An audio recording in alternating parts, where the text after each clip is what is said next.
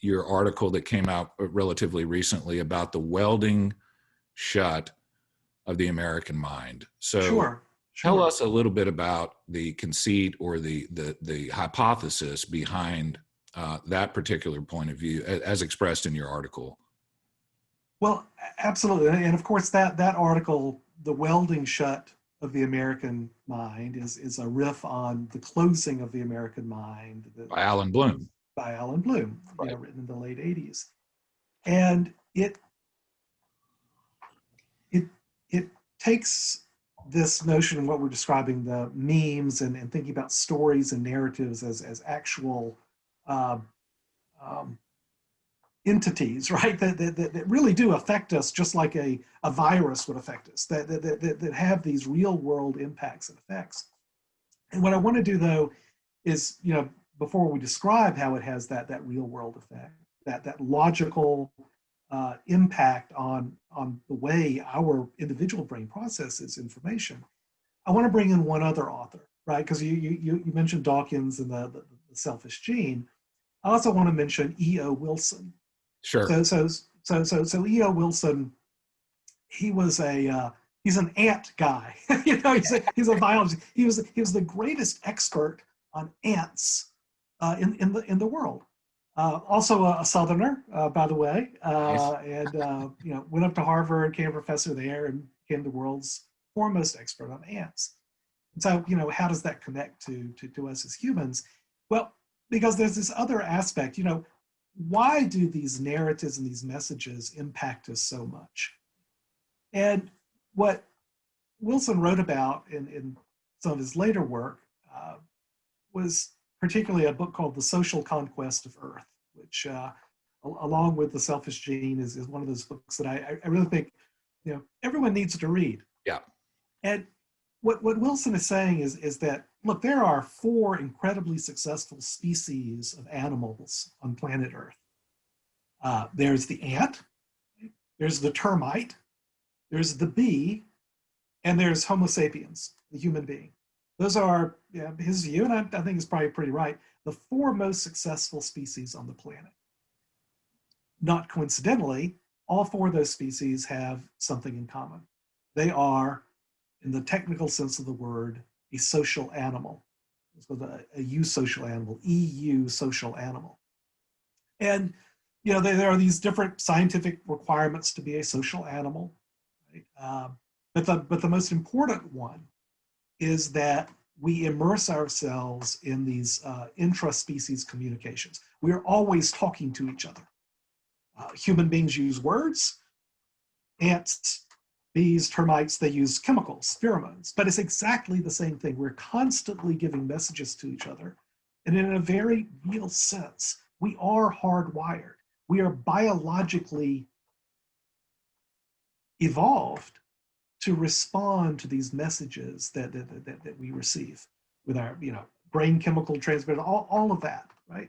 Now, we're not as deterministic in our responses as an ant, bee, or a termite, but as a species, in the scientific sense of the word, we are. And it's problematic at times for exactly the reasons we're about to talk about, the welding shut of the American mind. The way that these memes and these messages can be used, I think, intentionally to do the queen bee's bidding, right? Yeah. And it can be used against us. But at the back of this, I think it's so important to understand that we are such a successful species because we are able to learn from other humans, right? We do have this ability, and this both hardwired and socially trained to pick up on the messages, the unstructured text and data that other human beings are giving us. It's our great strength as a species. But what I think is happening today, particularly with the advance of technology, is that the ability to use our hardwiring and our social training, in effect, against us, to intentionally move us in ways to, do the queen bee's bidding, I think that's what's going on. And that's at the heart of what I'm trying to describe with the welding shut of the American mind. So, Bloom's book, and again, it's one of those great books that everyone should read, The Closing of the American Mind. Not because it's just like, Dawkins. There are parts of the book, and there are parts of Bloom and his later writings that'll, oh man, you got to be kidding me, right? It makes you mad. But like any great work of art, that should be part of the reaction.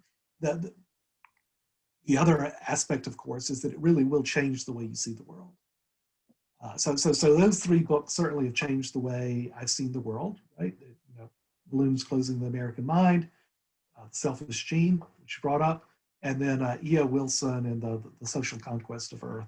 Then I would throw a fourth book in there, Ben, that I'm sure you've read, and that is by the book by Yuval Harari, *Sapiens* and *Homo Deus*.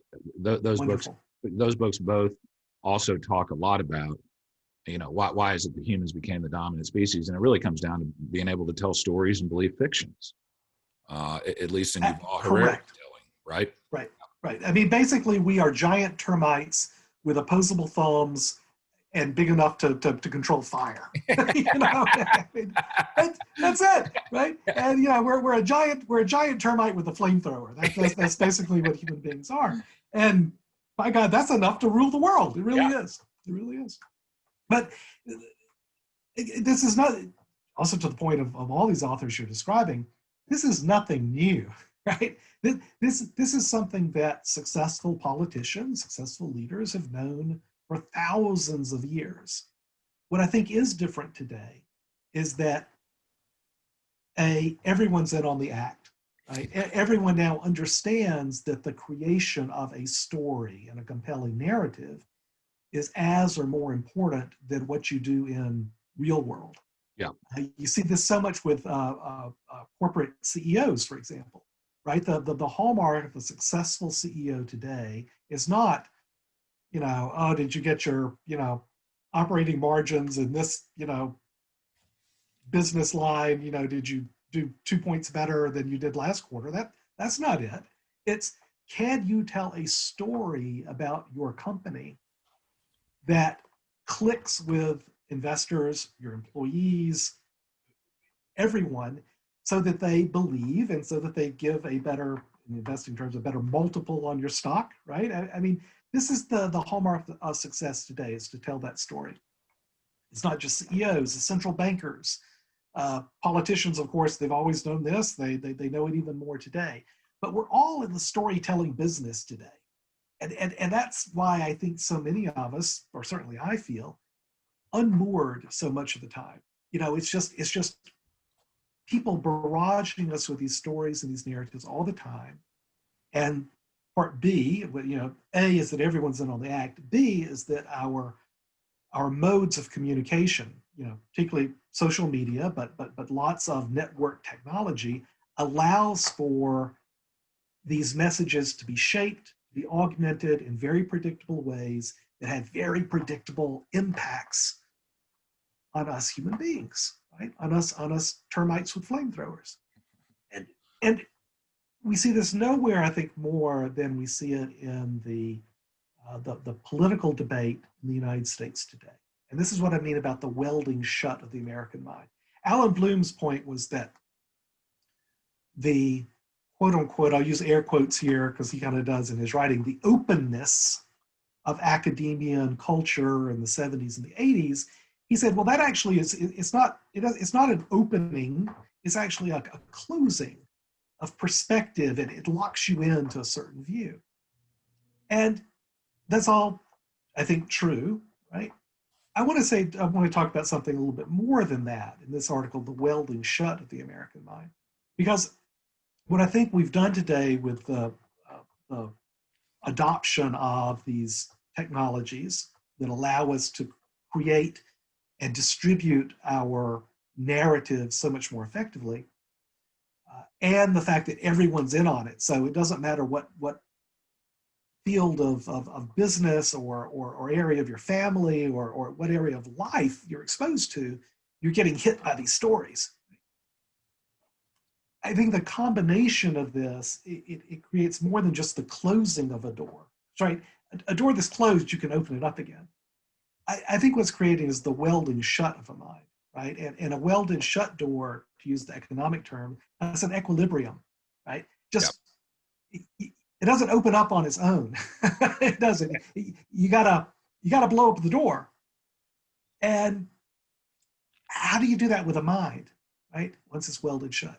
So the process that I'm identifying is it's a very logical process. I think a lot of people tend to think of narrative as, oh, it's kind of touchy-feely. It's kind of like, oh, the sentiment is this, and so it kind of impacts you somehow, some way, kind of do a little jazz hands and wave their hands at it.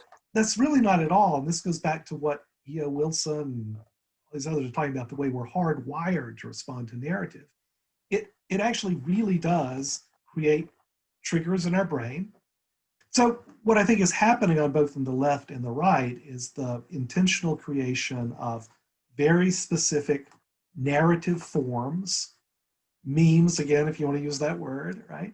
which lead a mind directly down a essentially programmed path to the point where it becomes a logical consistency to say, no, the only thing in the world that I think you should complain about or talk about is Donald Trump. Or, nope, the only thing in the world I think you should think about or talk about is, those gosh darn, communists who want to take over. It's, people aren't being stupid, right? If you disagree or you haven't been infected with the syllogism yet, you think, oh, that's just nuts, that's crazy. But it's something that happens over and over again in human history. But today, the instruments and the number of people who are trying to use those instruments against you, I think, has never been greater.